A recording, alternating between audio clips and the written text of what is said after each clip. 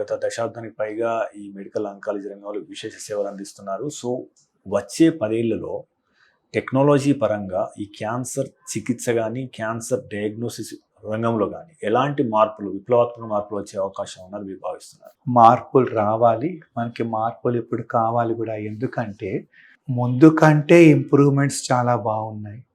ముందు కంటే control rates బాగున్నాయి. ముందు కంటే క్యూర్ రేట్స్ కూడా బాగున్నాయి. But compared to cardiology where 90-95% of problems బాగా కంట్రోల్ చేయగలుగుతాం. Compared to nephrology or neurology అక్కడ కూడా మనం చాలా మటుకు ప్రాబ్లమ్స్ సాల్వ్ చేయగలుగుతున్నాం.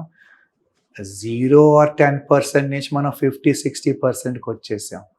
బట్ దాన్ని ఇంకా మనం 70-80% తీసుకెళ్ళాలి అంటే ఈ coming 10 years future is very important. Especially last 20 years developments చూసుకుంటే ఇప్పుడు వచ్చే 10 డెవలప్మెంట్ కూడా మనకి అదే రేంజ్లో వెళ్ళి ఇంకా క్యూరేట్స్ ఎక్కువ అవకాశమే ఉంది. ఇంకా more refined radiation delivery techniques. Number 2 ఇంకా more refined targeted therapies, immunotherapies, car T cell therapies. 4వ స్టేజ్లో కూడా ఇంకా క్యూర్ రేట్స్ పెంచే అవకాశం. ట్యాబ్లెట్ రూపంలో మందులు వాడడం, క్యాప్సూల్ రూపంలో మందులు వాడడం, వీలైనంత వరకు సైడ్ ఎఫెక్ట్స్ రాకుండా ఇంకా సపోర్టివ్ కేర్ మెడిసిన్స్ ఇంకా మనకి పెరగాలి. ఇంకా సైడ్ ఎఫెక్ట్స్ అవుతూనే ఉన్నాయి, ముందు కంటే తక్కువ, but still patients do have side effects. ఇంకా కొంతమంది పేషెంట్స్కి క్యాన్సర్ తిరగబడుతూ ఉంటుంది. అది రాకుండా ఉండటం కోసం ఇంకా క్యూర్ రేట్స్ పెరగాలి.